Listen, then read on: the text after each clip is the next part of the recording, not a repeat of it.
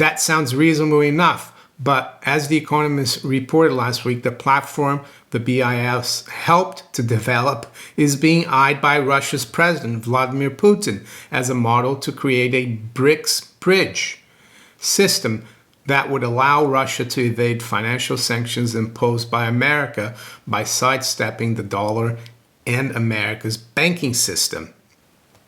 Monday, November 4th, 2024, Monaco 64, home of alternative economics and contrarian views. Well, I think the globalists' stronghold on the world is really fading away quickly. And what's making me think that? What has kind of given me an inkling that that is happening, even though a lot of people think they're in charge of everything? Well, it's the recent surprise news that the Bank for International Settlements has abandoned the MBridge project. And the MBridge project is a payment system, and we're going to look at that. And to me, it shows that de-dollarization and the BRICS expansion is for real, and that the globalists, and who are the globalists? Well, they're the people who control the Western central banks. They're the people that created the BIS in 1930. And we're going to quickly look at the BIS's constituent charter to see who really controls, the world for now. And I think it's really important for the gold and silver market as well, because it means that these blocks are not really playing the same game anymore. And I think the paper game is going to be in trouble for gold and silver, because BRICS and BRICS Plus, they're going to go for the jugular, because they understand how important gold and even silver is for the system. We've seen that the Russian Finance Ministry is announced recently that they're going to start buying a lot of silver, platinum, and palladium. Before I go on, just wanted to give a shout out to my precious metals affiliates. Here in the UK, we work together with Gold Investments. There's some details of how to get in touch with them below in the description. I started myself buying gold and silver from Gold Investments back in 2002. It's a family-run business. I used to deal with Mike Temple. Now their sons, Oliver and Simon, are in charge. Yeah, you can go there physically to get your gold and silver. They'll even store it for you in their private vaults, or you can do it all online. And in the US, Miles Franklin, of course, is my affiliate. You can get in touch with them by emailing info@milesfranklin.com or calling 1-800-822-8080 and mention Mario or Monaco 64. I see that they have some specials at the moment. Half an ounce gold maple leaf, $110 over melt. And they've got 1 ounce silver Britannias, $2.99 over spot per ounce, of course. Back to the BIS and MBridge and the BRICS payment system and the globalists. It's all really getting interesting, because there's always a doubt, because we knew that MBridge was like a BIS project, and that I think it was China, Hong Kong, Singapore, Thailand, and a few other countries were working along with the BIS to develop this payment system. And a lot of people said, well, the BIS is a globalist institution, and I agree. So let's just go through here the constituent charter of the BIS from January 20th, 1930.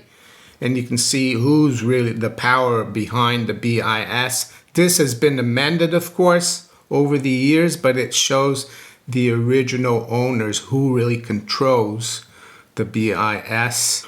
Whereas the power signatory to the Hague Agreement of January 1930 have adopted a plan which contemplates the founding, by the central banks of Belgium, France, Germany, Great Britain, Italy, and Japan, and by a financial institution of the United States of America, of an international bank to be called Bank for International Settlements.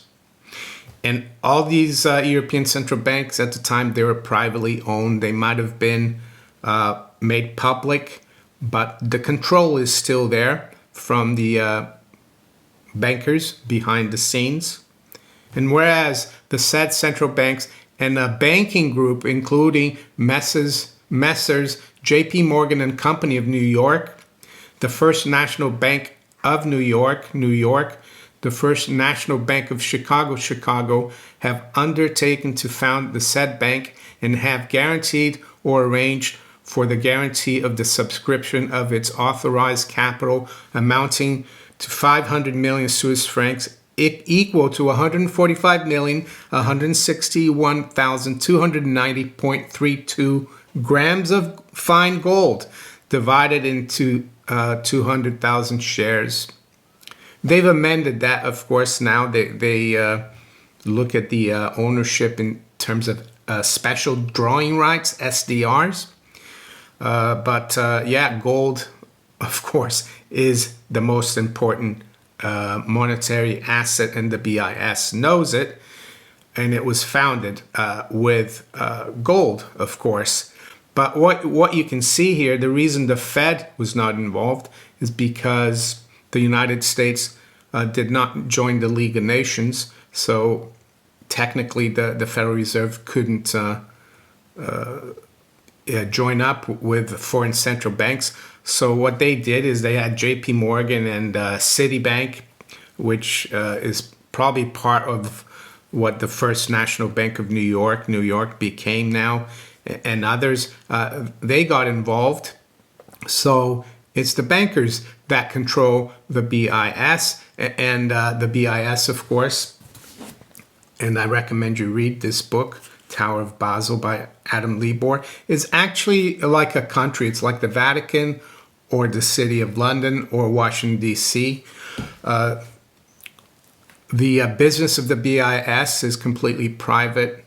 It's above the law. It's not under Swiss law or anything.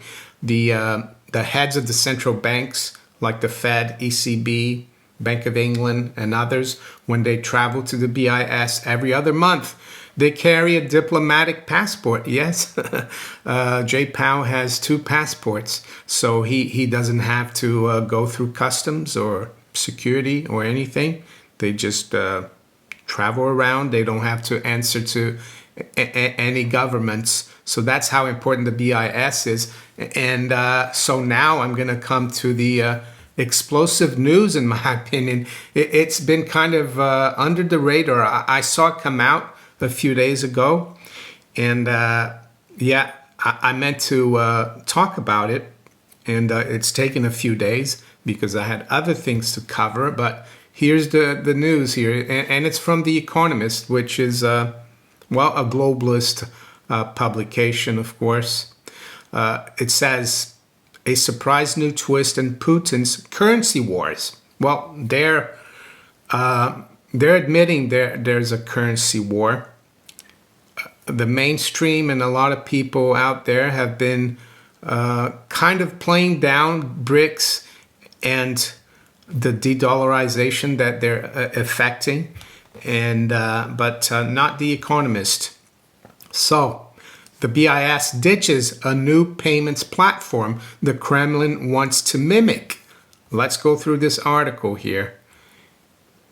And this article, of course, has a paywall. So I went into something called archive.ph. I won't be able to put that link below in the description. You might want to try to find it yourself, but I'm going to go through the most important parts here. And this is from October 31st, so very recent, less than a week ago. When the Bank for International Settlements, BIS, launched MBridge in 2021, a project aimed at revolutionizing cross-border payments, it did so with much fanfare and, among some people, high expectations. The new system, which it was developing with China and others, would harness the power of digital currencies and the trustworthiness of central banks to make international financial flows faster, simpler, and cheaper, it said. And I remember I spoke just after the just gone by BRICS summit in Russia. I think, where is it? Because China announced the BRICS summit back in 22nd to the 24th of October, that it was throwing its weight behind the Russia proposed BRICS payment system.